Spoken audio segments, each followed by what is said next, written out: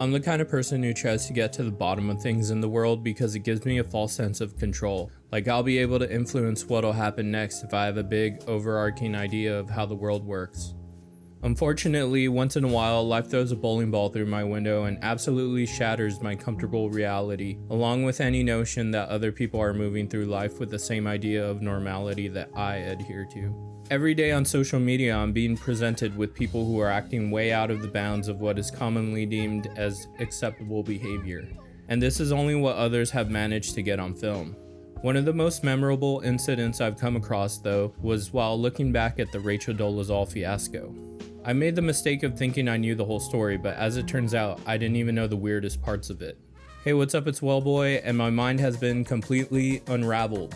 There's so much more to the Rachel Dolezal account than we previously thought. What follows is just about every relevant detail, not just from the 2015 peak era, but from her beginnings up to the present. It gets really insane with her seeming to fabricate every detail regarding her life and committing just about every form of deceit, which includes a few instances of art fraud. I was originally just going to speak on that since this is an art-related channel, but as I tried telling the isolated story, more and more juicy bits of drama kept bubbling up to the foamy surface. And when I followed the trail of my curiosity, I realized it's all connected. So let's set the stage. In case you forgot, Rachel Dolezal was a white woman who pretended to be black for almost a decade and was exposed by a local interviewer who ambushed her under the guise of getting a scoop about a hate crime that supposedly happened against her. Normally, something like this wouldn't make national news. It would just be relegated to humorous coworker gossip and stay within the local area, like a beloved crackhead or a corrupt city official. But what made this story really pop off was the fact that the lady was not just a member, but the head of the local NAACP chapter, and had been a highly respected activist for years. It was shocking to many Americans that someone possibly descended from slave owners had not just been walking around living life as a black person, but also taking it a step further, placing themselves at the head of black thought and civil rights activism.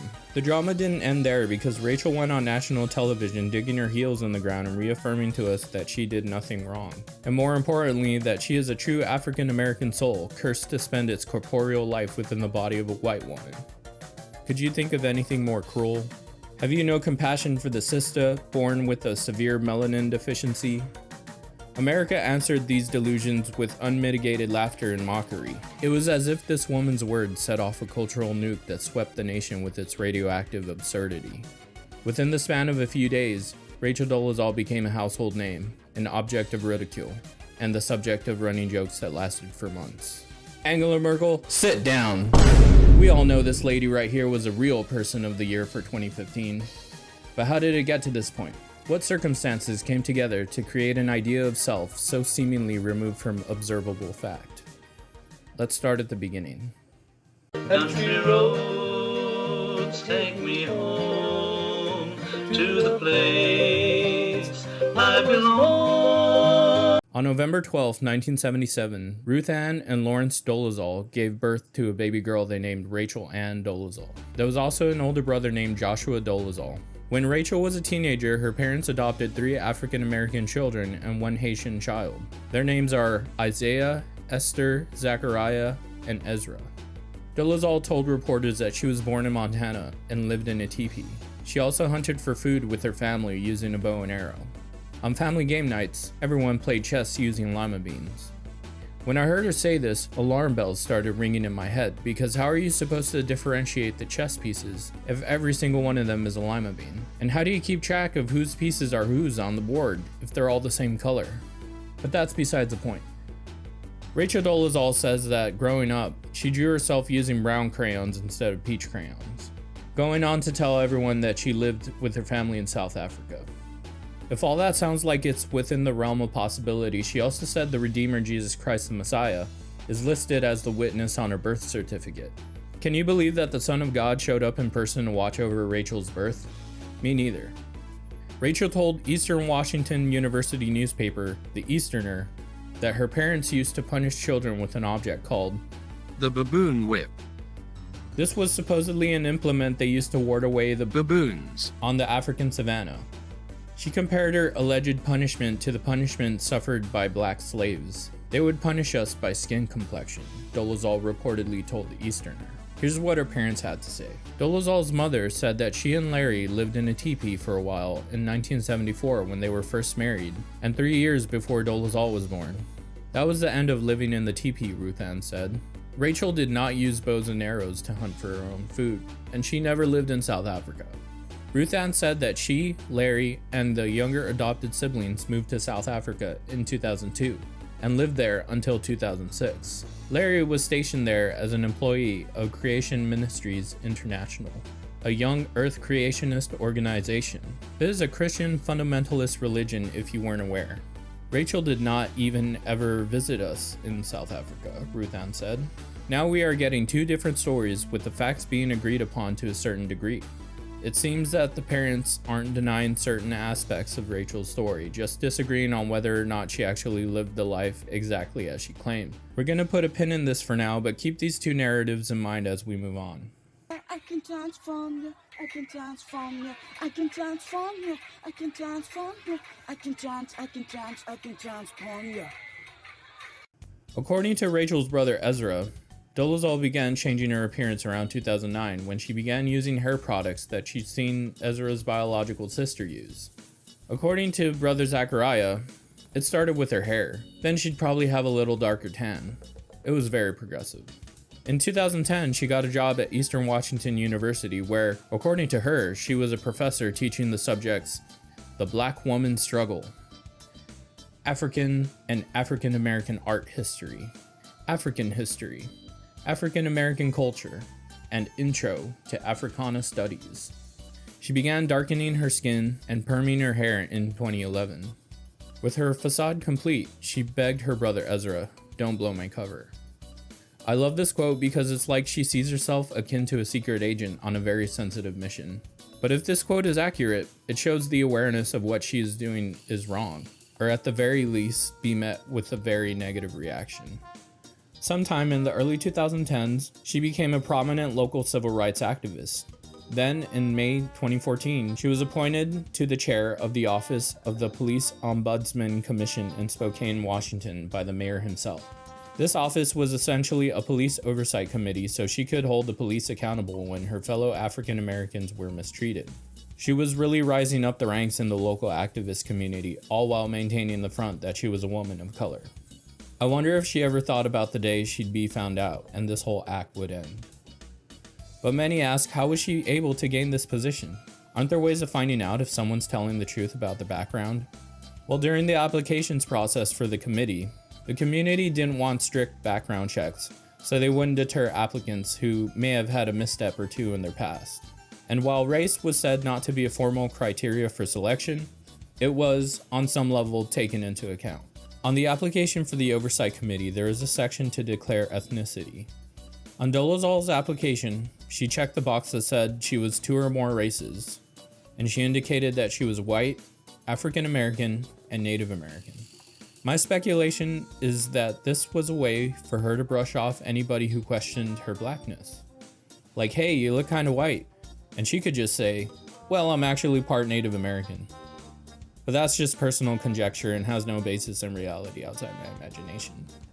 In November 2014, she went on to be elected president of the Spokane chapter of the NAACP. Private eyes, they're watching you. They see your every move. Baby, private eyes, they're watching you. Private eyes. One detail of this grand story that needs to be addressed is Joshua Dolezal. In the 2018 Netflix documentary The Rachel Divide, Rachel revealed that her brother is the one who hired a private investigator to gather information on her. The investigator is the one who leaked the information to the local media in Spokane. Local Spokane reporter Jeff Humphrey, who led the Rachel Dolezal expose, has corroborated this claim. But why would Joshua do this? Well, according to her estranged family members, in 2013, Rachel manipulated the female of the 4 adopted children she had a strong bond with to accuse Joshua of SA, and this started a police investigation. She believes that he hired this private investigator in retaliation.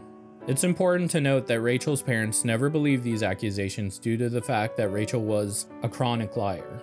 2 of the adopted sons also denounced these accusations, saying it never happened. Ruth Ann and Lawrence claimed that Rachel helped orchestrate these charges against her brother, using her influence on her sister. After 2 years of battling the court case where he faced 4 charges of SA against a minor, it was dismissed as unsubstantiated and incredible. In a written response to Rachel Dolezal's allegations, Joshua Dolezal said, "The lies my sister tells about me and my family are obscene, but they should be understood as part of a con game she is still playing. Masquerading as a black woman helped her gain celebrity until that deception was exposed. Celebrity is still her goal, not social justice." So why did only 2 of the adopted boys come forward to defend their brother? In 2010, the court appointed Rachel Dolezal to be Isaiah's guardian with the consent of their parents. After Rachel gained custody of the brother Isaiah, he became her adopted son. So now they went from adopted siblings to adopted child and parent. It seems now that there is a distinct dividing line in the family, with Rachel's parents on one side with the 3 brothers, and Rachel, the son/brother she adopted, and her sister Esther on the other. In the middle of 2015, just half a year after Dolezal took the office of NAACP president, the truth she'd been hiding comes out, and the story spreads through the entire country like a wildfire. But why would Rachel make up these bold accusations against her brother? She must have known getting her identity exposed was a major risk when pursuing this. Things will be made clearer later in the video. First, we have to talk about Albert Wilkerson. I've got a name, I've got a name, and I carry it with me like my daddy did. It is important now to mention the strange situation involving a man named Albert Wilkerson, because the relationship between him and Rachel is very important for what happens next.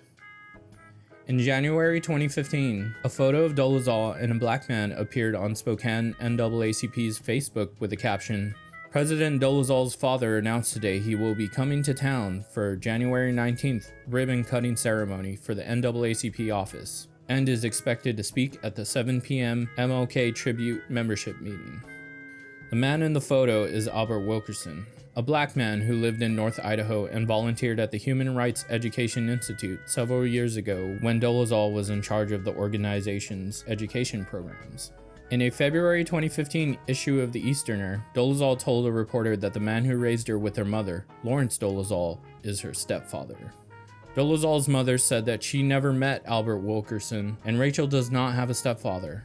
She said that her daughter's father is Larry Dolezal. "Anybody who lives in the town of Troy or Libby knows that Larry is her father," Ruth Ann said. Dolezal's birth certificate filed in Lincoln County, Montana in 1977 states that Ruth Ann is her mother and Lawrence Dolezal is her father.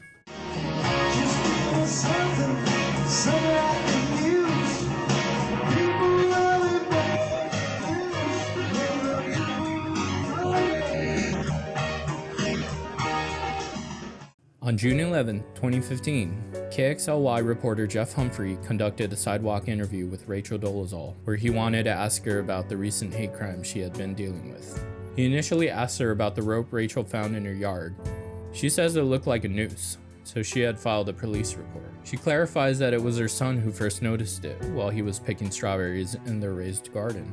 Jeff says that according to the police report, the owner of the property Rachel is renting from is a hunter, and it's highly likely that the rope came from him when he would tie up deer carcasses, presumably to skin them and prepare them.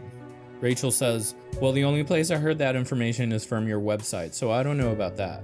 He goes on to ask her about a suspicious package filled with hate mail she received at the NAACP PO box. This package had no postage stamps and no barcode stickers. This is important because it couldn't have gotten there through the Postal Service processes, as there would be no way to validate it. Whoever placed the package there could only have done it with a key to the PO box. At the time of the then ongoing investigation, police had already interviewed and exonerated all of the postal workers who worked there, so the only people left that could have done this had to be a member of the NAACP who had a key. Jeff asks her, "What do you say to the people who might ask, you might have put the package there yourself?" Rachel instantly becomes defensive and states that she's offended at the insinuation that she would ever do something so detestable, remarking that as a mother, she would never terrorize her children like that. They already deal with enough hate crimes as it is. She claims that her family had previously been the victims of 8 different hate crimes. Jeff masterfully de-escalates the tension and reassures her that she won't let these hate crimes deter her from her civil rights activism. With her budding anger dissipated, she agrees and says she's been an activist since middle school and that it's been part of her life's work. He then asks her about the January 19th ribbon-cutting ceremony and wonders if her father will. She says no, her dad has been diagnosed with cancer and he won't. Jeff pulls a Columbo-esque maneuver and from his pocket produces a printed photo of Rachel and Albert Wilkerson, the man that Rachel has been telling everyone was her father, and asks, "Is this your father?" "Yeah, that's my dad," she says with a knowing smile. Jeff points to the picture and interrogates her again. "This man right here is your father?" Rachel appears stunned and asks, "Do you have a question about that?" Jeff, putting the screws to her now, replies, "Yes, ma'am. I'm wondering if your dad really is an African American man." Rachel, caught off guard, answers, "I don't know what you're implying." The reporter presses further, "Are you African American?" You can visibly see the moment Rachel's heart sinks as she breaks eye contact and tells him, I don't know what you're saying. I did tell you, yes, that's my dad, and he is unable to come in January." Jeff tries to ask her if her parents are white, but Rachel quickly darts away.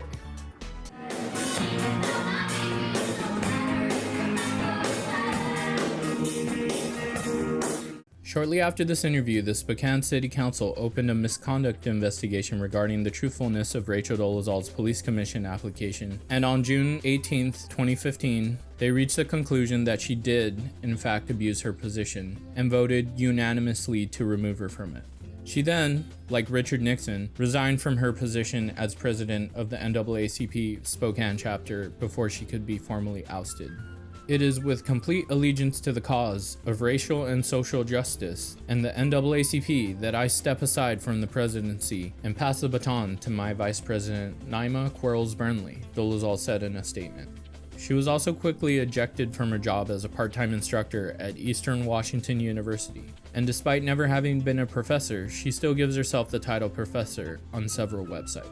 As of today, she says she can't get a job, even an entry-level job, because no one wants to hire the infamous Rachel Dolezal. In addition to this, she's been cast out by most of her friends. At some point in time, she legally changed her name from Rachel Dolezal to the more sub-Saharan Nkechi Amare Diallo.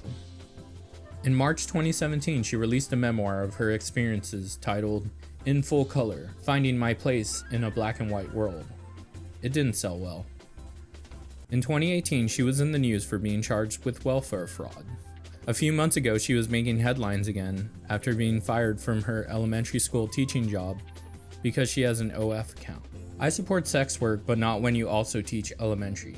And I think this is common sense to most people, so she should have known better. Now, to make ends meet, she is a hairstylist, specializing in weaves and braids, and she sells her art. Which, speaking of, was a very interesting topic to uncover.